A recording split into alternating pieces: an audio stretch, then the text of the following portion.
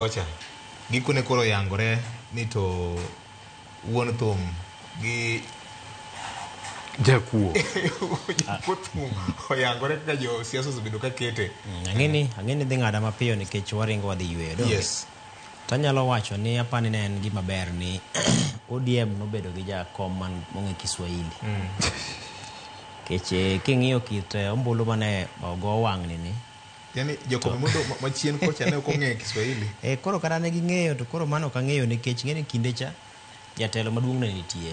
Ne thothne nomadho gi ka ji dhi e kampen aina gi. To duonde bedo duond mogik. To nwang'iyo kech ne ogai ne ok yud thuolo mar ringo makagi kacha kaluwore kod olo mar del. To jakom nochopo Magarini mowache Kiswahili mokelo ombulu ne ODM. Oringo Turkana kucho, oringo Ugunja, oringo kumanade, Kariobangi kumiwache mana Kiswahili piwa. Koro aparo ni en tich matek ahinya. En tich matek ahinya ma ODM nobedo godo. Kendo king'iyo ni thoth ji ne dwa ni mondo mi okuod wi duond bura mar ODM. Anyalo paro chieng' moro kane awuoyo gi jatelo Gladys Wanga e simu, to kata duonde no ok iwinji maber.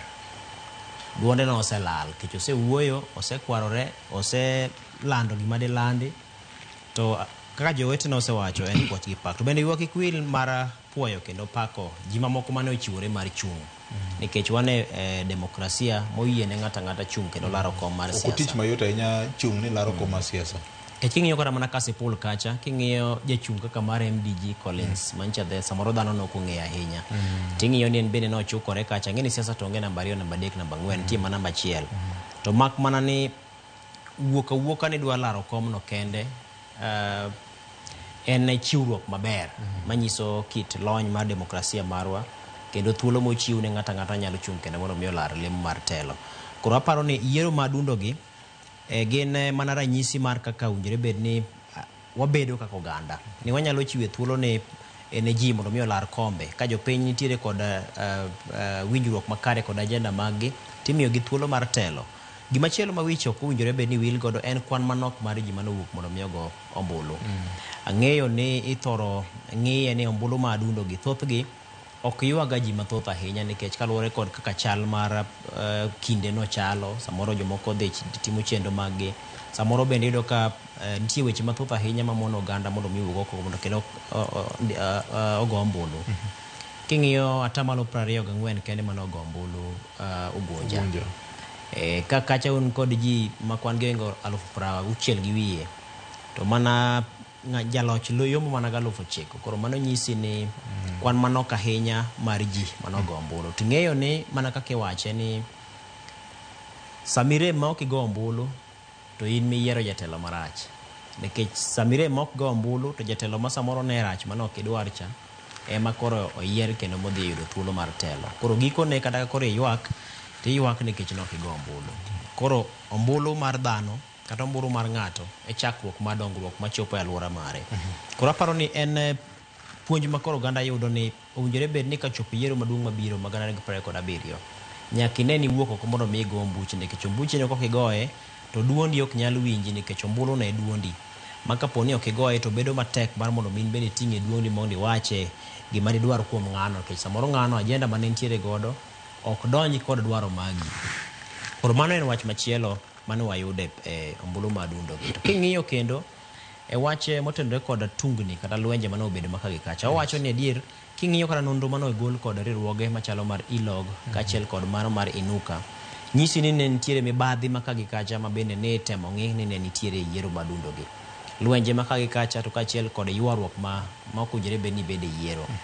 To king'iyo kata mana report mane jakom IEBC Ethekon ogolo, nowacho ni owinjore bed ni oganda jo Kenya ng'iyo ni yiero ok en ting' mar IEBC kende.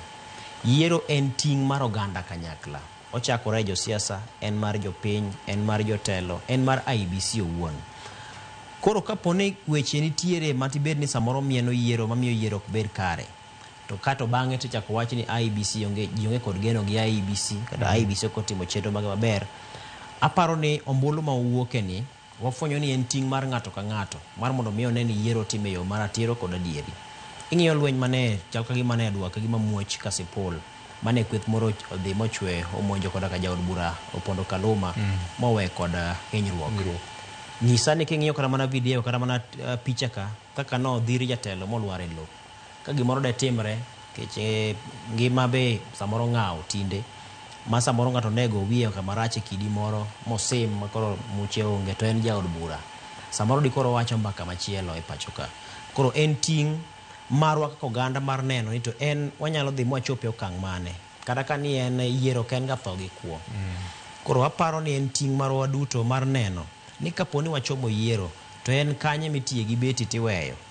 Beti kanise ng'olo godo yien e bath odi midhi itimo go gimachielo tiweye mana dala kanyo tikawo mbuchi midhi godo kech ombulu no Islam iwacho ne Islam itiyo godo onge Islam machielo midonjo godo kar ombulu to onge ngum midonjo godo kar ombulu kech kata mana king'iyo kaka go kura en mana lith lwedo achiel mitiyo godo sama indhanyo tifwenyo nonro mari de bed ni ikete ni en ngum to dikoro magi ta iwiro gi imino ngum tiwiro gi wino tindhanye wi masin. Joma noloso masin nowacho mani en malith lwedo achiel kende manyisi ni ngumi ok dwar kar ombulu. Erokamano ahinya. Ken mosenye kuom ng'adi gi jowetena Gavana Fred Ogweno kanyakla kod Senior J Bonyo gi Ken Muga waduogo nyakoro mga jwang' tok kawo yweyo moro madundo. Yiero ok en tho gi kuo. Nyewa neno kanyo ka rakruok nyobedo nyamburko mang'eny nowang' kata mana oganda jotelo mane wang'eyo ni kamoro nyalo konyo e weche mag to chik kamoting'o speaker machon ma National Assembly kendo minister machon nyo ne